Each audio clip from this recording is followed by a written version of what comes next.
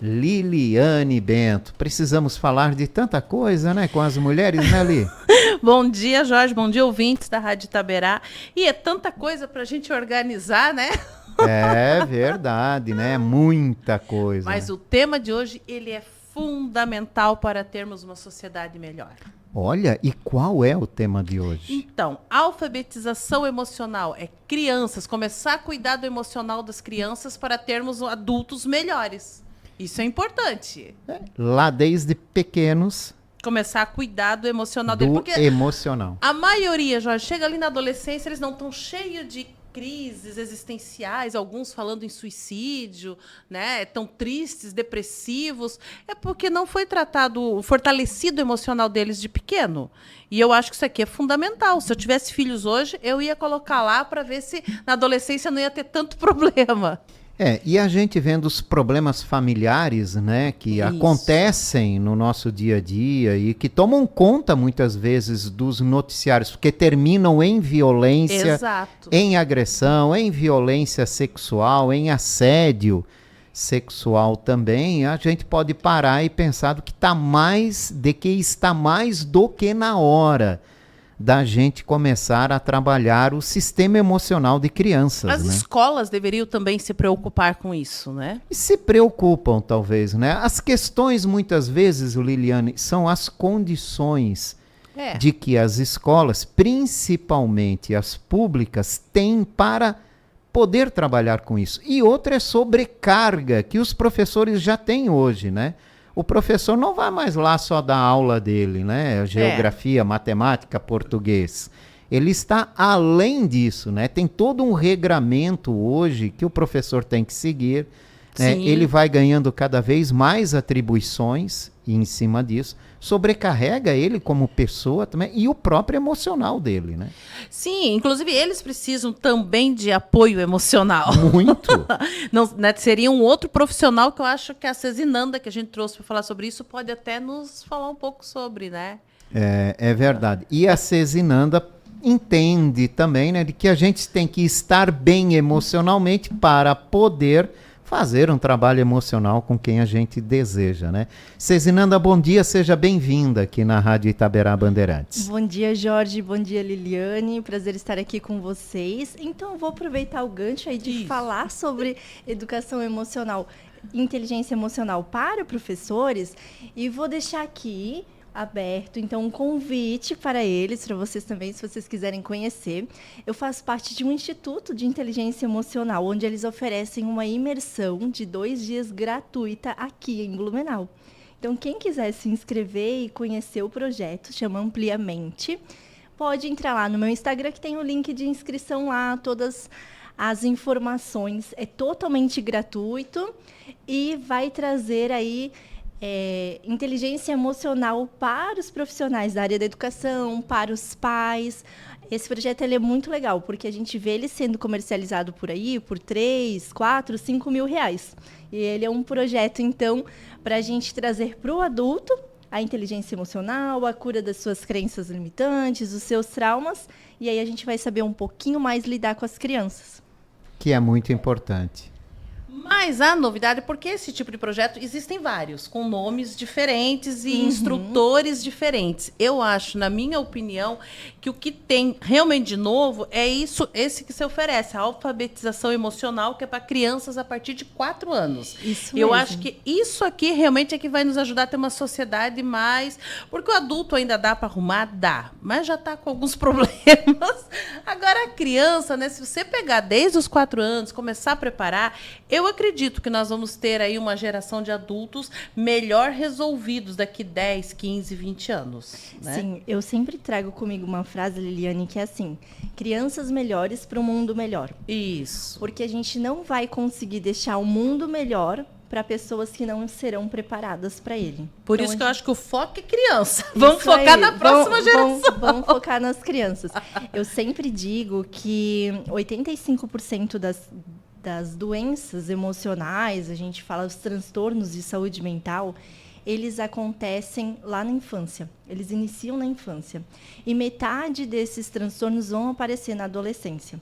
Então, se a gente investir em alfabetização emocional, nós vamos tirar as nossas crianças dessa triste estatística. Porque, querendo ou não, os estudos científicos eles vieram nos trazer esse olhar diferenciado para a infância. Antigamente, não sei como é que era lá na sua casa, mas a minha mãe dizia, engole o choro e bola para frente. E bola para frente. E hoje a gente entende que não é bem assim. Homem não chora, por isso tem um monte de homem aí com problema. Bem isso mesmo. E aí, quando a gente trabalha com as crianças a partir de 4 anos, eles já têm uma linguagem oral um pouco mais desenvolvida e eles também já começam a entender o que a emoção causa no corpo deles. Vocês já conseguem dar esse tipo de noção para as crianças? Já sim. Nós conseguimos orientar eles e como eu trabalho dentro da alfabetização emocional. Eu trago para a criança a prática, através do lúdico. Então, a gente vai experienciar as emoções. Nós vamos colocar para eles algo que eles vão sentir medo, que eles vão sentir nojo, né? Eu trabalho com raiva, trabalho com as emoções primárias nesse primeiro encontro. Nós temos 3 níveis da alfabetização emocional que nós trabalhamos os 5 pilares da inteligência emocional. Se a gente conseguir que a criança reconheça, nomeie e gerencie as suas emoções, a gente está falando de uma criança com desenvolvimento de inteligência emocional. Saudável. Saudável, isso mesmo. O que a gente não pode criar como um paradigma é que a criança vai pensar antes de agir. Porque... Mas nem o adulto pensa. Ah, isso é verdade. Por quê? Porque a parte do cérebro que precisa estar pronta para pensar antes de agir, ela só vai estar desenvolvida depois dos 21 anos. Existem casos que levam até os 30 anos. Então, a gente entende algumas pessoas por aí, né? Os adolescentes, os jovens, né? Os adolescentes que vão até os 30 anos? Isso aí. A gente consegue entender. Porque, né? Neurociência explica isso. Então, a gente vai trazer para a criança técnicas e ferramentas para que ela consiga expressar o que ela está sentindo sem quebrar 3 regras. Ofender verbalmente, destruir ou quebrar as coisas e se machucar. São 3 regras que a gente traz para a criança. Todo mundo sente as emoções.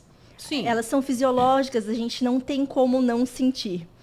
Porém, a gente precisa saber o que fazer com elas quando elas chegarem. E se você começa a ensinar desde que é pequeno, é aquilo que eu falei inicialmente. Torna-se um adolescente melhor, um adulto que pensa antes de agir. Isso é mesmo. Melhor. Quer dizer, as chances são maiores. Não significa que todos vão aprender, né? Isso. E o que acontece? Por que ele é um treinamento? Justamente por isso. Porque a criança vai sentir a emoção e nós vamos ensinar ela na prática a lidar com ela.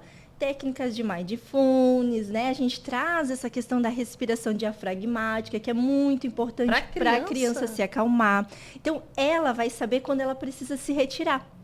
Quando eu trago as formações para professores e pais em escolas, eu sempre falo da importância do cantinho da calma.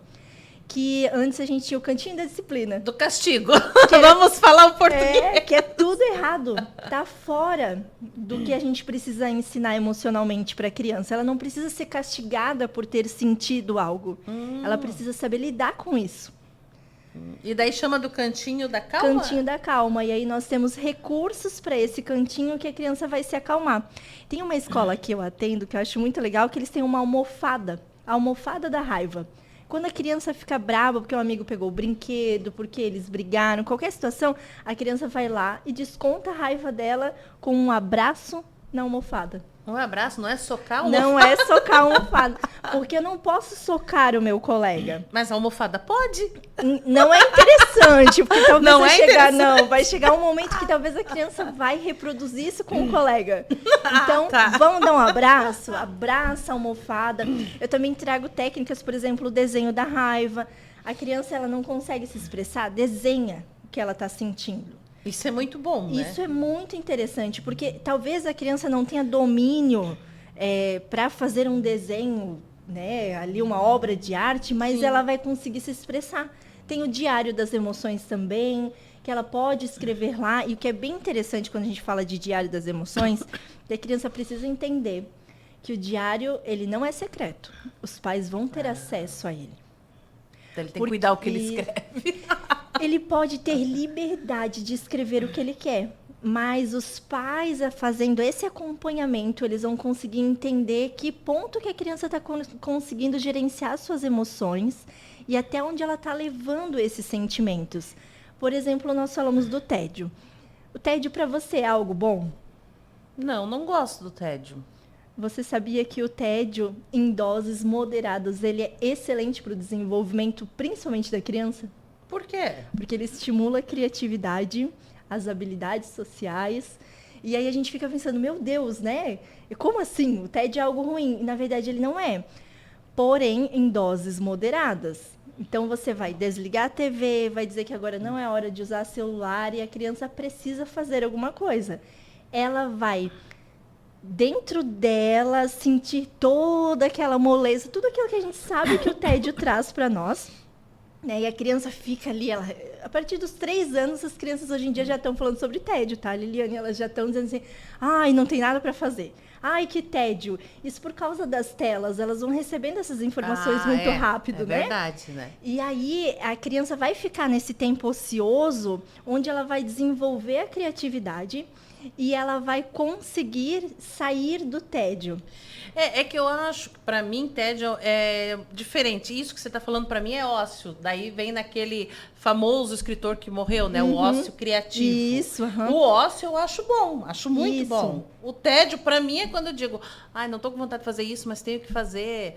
Ai, não queria ir nesse lugar, mas tenho que ir. Isso gera tédio para mim. Sim, e diferente de como a gente se coloca no tédio na infância e na vida adulta. Ele tem diferença, né? Porque hoje tu imagina que as crianças têm acesso a celular, geralmente desde que elas nascem. Sim. Mesmo que a mãe não dê o celular para a criança, a mãe tá filmando o dia a dia, tá fazendo chamada de vídeo com a família, tá ali com o smartphone na mão.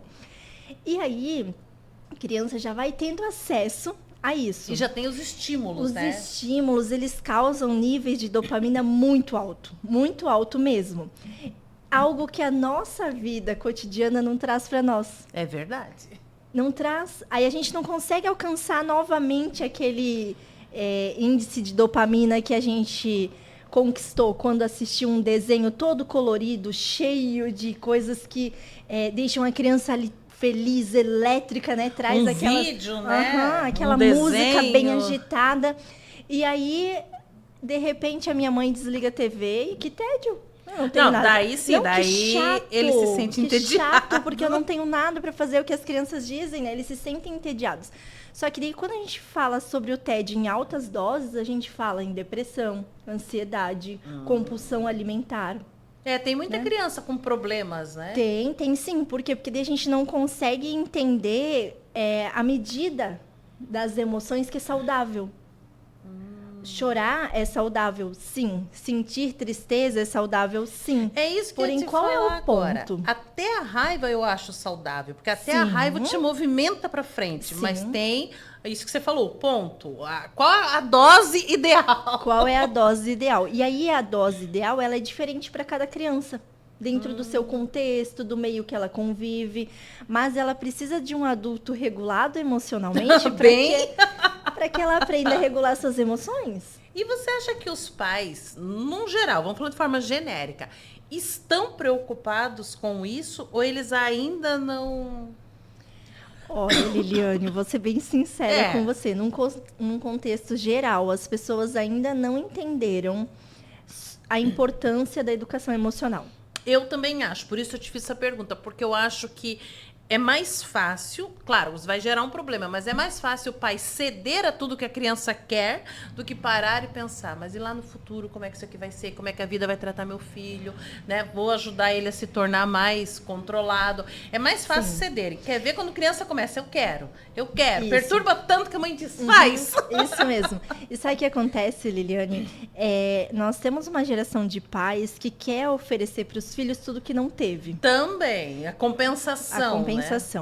E nós temos uma geração de pais que eles estão preocupados com a questão da criança ser educada com positividade, com liberdade. E aí a gente tem uma linha muito tênue entre a educação positiva e a educação permissiva? Então, eu acho que é aí que está a confusão. Nós estamos com seres humanos que nem eles estão se achando. Isso. Essa que é a verdade. Então, ele não para pensar. Mas, como eu disse no começo, né? Se eu tivesse um filho, eu já ia tratar o meu filho, que eu acho que é mais fácil tratar ele do que eu, digamos. Quem já é adulto, quem já está com seus vícios, Sim. né? E quando a criança vem para o treinamento em alfabetização emocional, a família também recebe um suporte. Então, até para ele lidar com isso, sim, né? Sim, então eu sempre entrego as ferramentas para a família, geralmente através de aulas gravadas, que eles entendem como que eles vão dar continuidade a esse processo em casa. Porque eu não consigo estar 24 horas com a criança, então a gente vai precisar de um adulto que saiba regular suas emoções, que saiba se gerenciar emocionalmente, para conduzir essa criança. Isso é muito difícil para nós, porque nós não fomos ensinados assim, como a gente já falou. Exato. Então, eu acho que nós estamos num momento de vida que as pessoas estão até procurando ajuda, como você falou, daquele seminário, né? Mas ainda é tudo muito novo. Muito novo. Fala-se muito sobre isso e as pessoas também têm a ideia de que isso é algo só para quem tem problemas. Também tem o famoso, eu não tenho problema, eu não preciso disso. Não, eu sei, eu ouvi essa frase de uma pessoa bem próxima a mim, que ele, até um pai, aí ele me disse assim, não, eu sei tudo e eu posso cuidar da minha filha sozinho. E ele apoia muito o meu trabalho, tá? Aí, esses dias, a gente conversando e eu trazendo alguns contextos para ele, aí eu disse, bom, você me disse que você sabia tudo. Me diz o que você acha sobre isso. E aí ele ficou, opa, não tenho resposta. Eu acho que eu não sei sobre isso. Aí eu falei, viu como é importante a gente ter a mente aberta, porque nós não queremos criar traumas nos nossos filhos, mas nós não entendemos que o maior trauma da nossa vida é o nascimento. Você já começa com trauma. É uma disruptura enorme, né? Pra chorar. Isso mesmo, isso faz parte, né? A criança precisa desse trauma para nascer, para respirar, para fazer todo aquele processo. Então, claro que a gente não vai sair gerando traumas emocionais nas nossas crianças, mas acontece, ele pode sim perder um cachorrinho, alguém da família pode vir a falecer, ficar muito doente. Os traumas fazem parte, né? Faz parte da vida e a gente precisa ter as ferramentas para que essa criança consiga se organizar emocionalmente. Porque se nós não ensinarmos hoje, a vida vai ensinar. É isso que eu penso. Por isso que eu digo que se eu tivesse um filho hoje, a primeira coisa eu ia ajudar ele a melhorar o emocional dele, a fortalecer. Porque a gente vê muita gente sofrendo na vida adulta porque o emocional não é forte. Isso mesmo. As pessoas são fragilizadas. Daí, é claro que nós não temos tempo para falar sobre tudo, vou ter que trazer a Cezinanda de novo, né? Mas aí nós vemos as adolescentes que começam a namorar com homens violentos, abusadores, porque elas não sabem o valor delas, né? Não aprenderam. Então, é muita coisa que se tivesse aprendido lá desde criança, ter um emocional fortalecido, essa mulher não se envolveria com esse tipo de homem. Isso mesmo. Eu tenho uma mãe que ela trouxe a criança para o treinamento justamente falando sobre isso. Eu quero que a minha filha não precise passar por tudo que eu passei.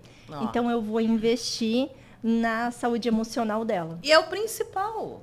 Sim. Né? Porque senão é isso. É a adolescente que acha que tem que aceitar qualquer coisa, que acha que isso é normal. Às vezes são padrões repetitivos que tinha em casa. Mesmo, também isso tem mesmo. Isso, né? Ou é o menino que se torna um cara agressivo e acha que isso é normal também, porque, eu sou homem. Homem pode. Isso mesmo. Ele não vê erro nisso, né? Veio de casa, né? Veio de casa. O meio que essa criança conviveu traz isso para ela, né? Então, quando a gente fala em alfabetização emocional, a gente tem que entender a importância da educação emocional. Porque quando a gente leva a nossa criança para a escola, é até obrigado a levar a criança para a escola. Você responde para o conselho tutelar e várias outras questões. É um direito da criança à educação. E aí a gente acha tão importante, acompanha tão de perto e fica tão feliz quando a nossa criança aprende a ler e escrever. E a gente esquece de coisas que são fundamentais, que caminham junto. Porque você sabia que uma criança que não é saudável emocionalmente, ela vai ter baixo desempenho escolar, vai ter dificuldade para socializar com os amigos na escola, vai ter dificuldade para participar das apresentações em grupo, ela não vai reconhecer o seu valor. Então, a gente está falando de coisas que são comprovadas cientificamente, com que estudos, vão afetar a vida adulta dessa criança. Que vão afetar, né? E a gente não precisa esperar a vida adulta, Liliane. Vai acontecer na infância ainda, na adolescência, dentro do convívio social. Por isso que é importante a gente dar valor à saúde emocional.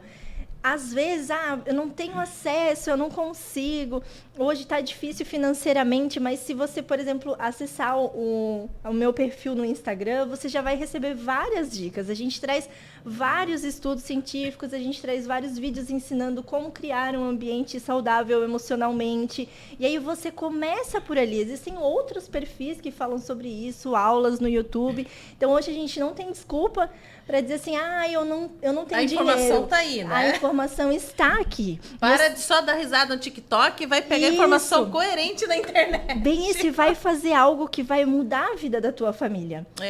Nós temos índices muito altos de divórcio porque o pai e a mãe têm visões diferentes sobre a educação. Também Só tem que isso. O pai e a mãe não param para sentar juntos para estudar. Porque antigamente não existia um manual de como criar filhos, mas hoje existe. Isso é verdade. Hoje a gente tem muito conhecimento por aí. Muito, muito mesmo. Tem. E aí a gente vai pelos dois caminhos, né? Tem o conhecimento bom, tem o conhecimento ruim. Mas tem. Basta a gente procurar, a gente ter esse desejo de trazer uma vida saudável para os nossos filhos em todos os âmbitos. E com esse treinamento, Cezinanda, vocês conseguem, não sei se é possível, identificar se essa criança já tem algum traço de psicopatia? Sim. E daí tem já, como dizer, procura um médico, medicamento, porque tem criança que precisa do medicamento, né? Sim. Consegue identificar nisso? Sim, eu sou bacharelanda em psicopedagogia. Então, também faço essa pós em educação sexual e emocional. E então, a gente está sempre preocupado com a saúde no geral da criança. Tendo esse conhecimento acadêmico, a gente já consegue direcionar a criança para os profissionais que ela precisa de acompanhamento. Eu faço uma devolutiva depois do treinamento com a família, individualmente, com cada família, trazendo para eles os aspectos que ocorreram ali. Eu também faço um relatório, né, que é essa devolutiva por escrito, que vai para os médicos que precisam acompanhar. Como eu te falei antes ali, né, eu sou mãe de 2 meninas autistas. Então, quando a gente trabalha com as crianças atípicas também, a família acredita assim, não, vou levar lá na alfabetização emocional e não preciso levar no psicólogo. Aí a família está pelo caminho errado, e aí a gente vem orientando a família. São 2 tratamentos diferentes.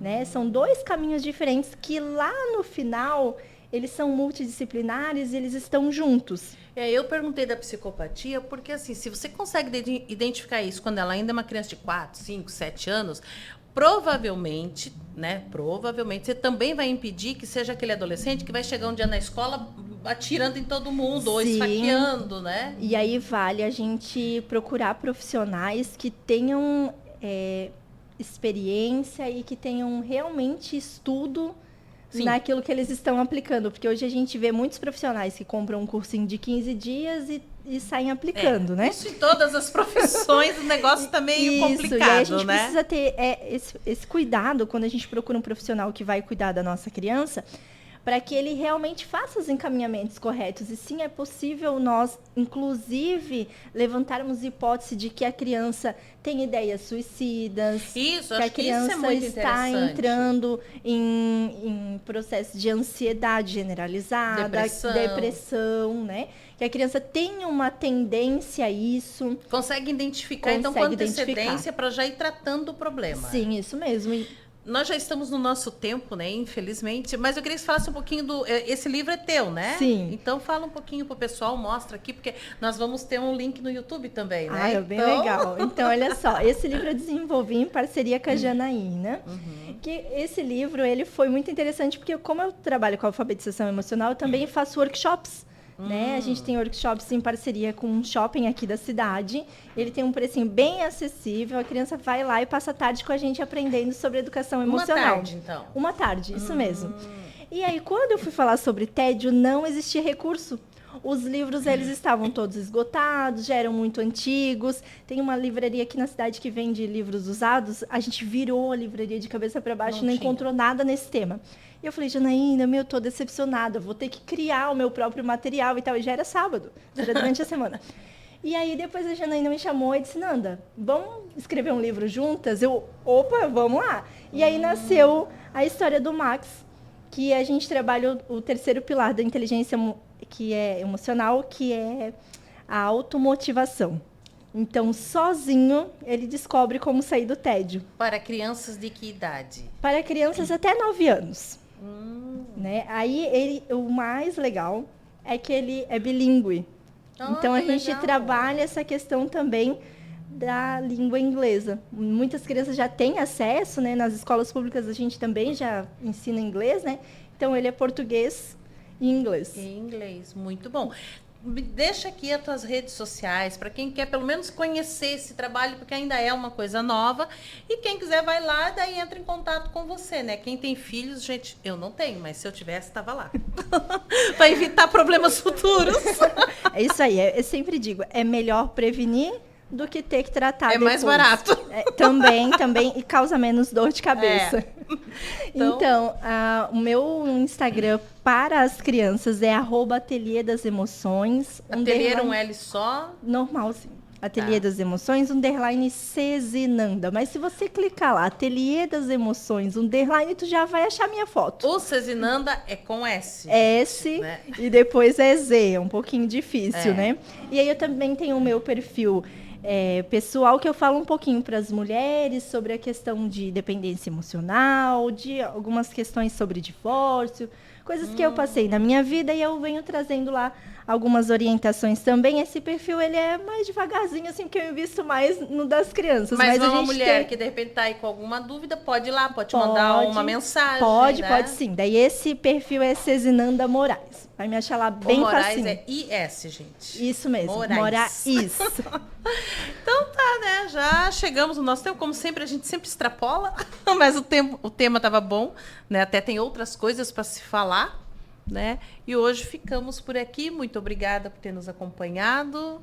O Jorge não teve nenhuma curiosidade hoje. Fiquei prestando atenção, muito interessante, né? Meus filhos já cresceram, já têm filhos. Mas vai ter neto, os netos. Já tenho netos. Estão bem distantes, mas estão lá. E ouvindo isso tudo, né? Comparando isso tudo, a gente já vê o caminho, mais ou menos, que tem que seguir e orientar também as crianças, não só as crianças, né? Os pais das crianças também, que são nossos filhos. Obrigado, Nanda, pela sua participação.